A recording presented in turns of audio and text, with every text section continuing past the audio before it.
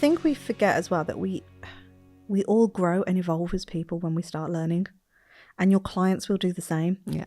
So even if they've come to you initially, not in your idealistic world of maybe they're not using language, like I really want to I reckon every dog trainer and behaviourist listening, if you had a phone call come in now or an email or a DM or whatever it is, and it read, "Hi, dog trainer, I would love to work with you because I really want to understand why my dog is behaving the way that they are, and I would love to know what I could be doing better for that dog. How we can have a better relationship together." Yep, so that they are not stressed and that they are living their best life and I am willing to put the work in.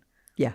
Can you imagine if all inquiries look like that? Way work is done. And I know I'm being facetious and it's probably sounding a little bit twattish, but deep down, that's our expectation. That is what we're looking for, isn't it? That is what we are looking for. And the more we don't get it, the more we're going to tell ourselves that people are shit. People aren't interested. They don't want to know. But it doesn't mean they can't get there. Yeah. They're not just, they haven't started that journey yet, have they? No. When I got my Husky Leica, I didn't think I want to understand you. I want to do that. I thought I want to prove to everybody else, fuck, I can control this dog. My God, can you imagine if I said control now too? Oh, yeah. But I was that person. Like if somebody said that word to me on the phone in a discovery call, like I want to learn how to control the dog, immediately like my skin would crawl. I'd clench like my fists and everything and be like, oh, I hate that word. So, same as obedience. I want my dog to be obedient and listen to me and do what I say. I used to feel exactly the same way about that as well. So like guys listening, we completely get it. We understand how you're feeling around this.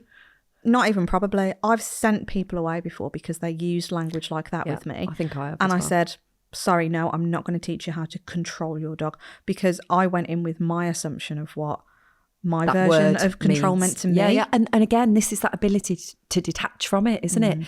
Which is such a skill. And I would say the most, maybe up there with the most important thing you can work on is that ability to detach, ability to know you're not your client. You've not lived how they lived. You've not been around the same people and used the same words, and you use them without realizing it. How many times do we do that? We're around a group of people and suddenly we're using language that we go, I only do that when I'm with those people. Yeah. That's not really how I speak, or that's not really how I feel, but I'm pressured maybe, or you maybe aren't, but you swept along with it. Yeah, you just adapt it and adopt it. But we do it and then it becomes a routine and a habit, and maybe we use it more, and we're judging someone based on stuff we don't know the facts around. Yeah. And here's another one. Oh, go on. Can you help me because my puppy is being dominant? Oh, so many times. I've lost count of how many of them I got. Somehow I could get over that though. But I did do a little bit of teaching in the call. Yes. When you say dominant, it doesn't actually mean what you say. There's no such thing as dominance, really. Yeah, it doesn't really and exist. Then you just do all this. And oh, God. Yeah, I'm looking back cringing about that now. But yeah, dominance, a perfect example there.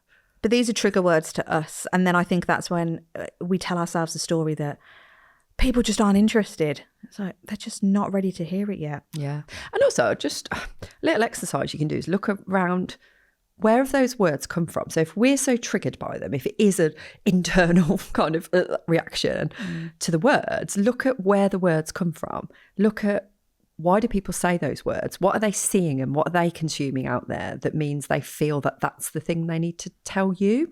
Because it's probably come from this industry.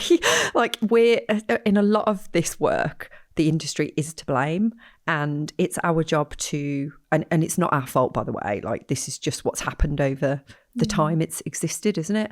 But we're kind of like against the problems that we've created for ourselves. And so it's up to us to change that and go like, yep, I can totally see why someone thinks their dog is dominant. I can see why there are things bandied around about that still. And what can we do to try to not combat that? It's probably the wrong word, but how can we try to empathise with that? How can we try and put ourselves in that place of that person? Because they're going to hear it. They're going to think it's true. Why would they not? And it's not their fault. It's not our fault. It's not, it's just the way that world is. But if you can just almost go like, I can see the reasoning for it. And therefore, I can start to understand more. And it's about that understanding, isn't it? More so than anything.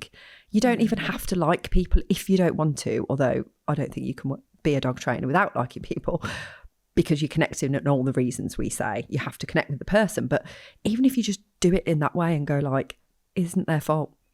Yeah. That what the work you can do around, it's not their fault. They're only saying what they think is the right thing. They're probably saying things they think that they want you to hear, like you need to hear.